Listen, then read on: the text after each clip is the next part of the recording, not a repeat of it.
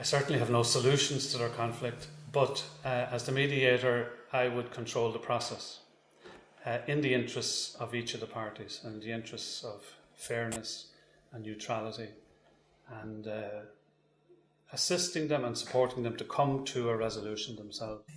Well, as a mediator, what I would bring to the mediation, I suppose first and foremost, is my training in mediation. People can have inherent mediation skills, but it is very important that you go through a training program. And as a result of training and practice and experience, what I would be bringing to mediation is my ability to sit with people when they're in conflict, to not take sides. And although that sounds strange to people when they're in conflict, you know, you want somebody on your side. What it means is I'm not going to give one person preferential treatment over another. I'm going to try and ensure there's a level playing field as possible so people can sit and have a good conversation to try and find a way forward. Most of the work is done by the parties, and it's their conflict. So as a mediator, I don't get involved in their conflict. I'm there to listen, but not to pass judgment on what's happened. We all get into bother. So mediation isn't about finding fault or who's been wrong in any given situation. It's very much got a future focus about what can happen next. Now again, the contradiction is sometimes that means looking into the past. Obviously mediation itself can't undo what's already happened, but the people in the mediation might find a good way of being able to deal with the past. And again, as a mediator, I'm there to facilitate, to allow that conversation to happen. And the facilitation, I suppose, on a practical level, that just means making sure everybody has time to speak, to get their view out there. And if they're having difficulty in saying what they need to say, again, that's my role as a mediator, to try and find the words for what's on their mind. So that can involve a lot of questions. I think that's something people find maybe a bit unusual when they come to the mediation process, to be asked so many questions. But it does work, and that's how we work as mediators.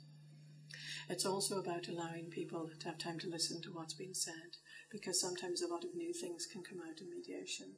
And some of us can work quickly and make decisions on the spot, but when you're in the middle of conflict, chances are you'll need a bit of time to think about what's been said. You know, if the other person has made a proposal or a suggestion to you, you need time to take that on board.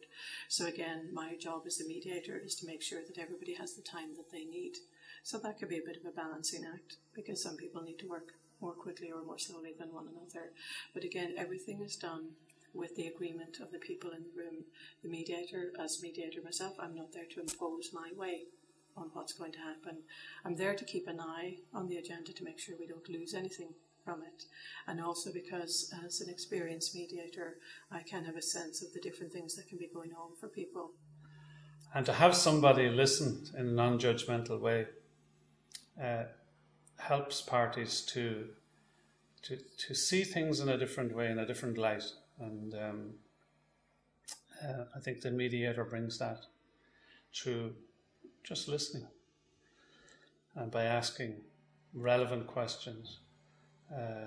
Issues can be teased out and people can be challenged to think about things in a different way. I can flag up questions, things that people mightn't have thought about, but that can be useful to take into account. And part of that, we have this expression in mediation called reality testing, the what-if questions. And that's part of helping people think through a solution or possible solution. We'll say, well, what's that going to be like in practice? Because mediation has to be grounded in the practicality. It can be all well and good to have something very well written and drawn up on paper, but if it's not going to work on a day-to-day basis for the people, then really the paper isn't really worth that much. So there's a strong element of practicality that we would bring as mediators. No, we're not there to advise people. Sometimes people find that strange because, again, if you're in the middle of a difficulty, it's nice to have advice.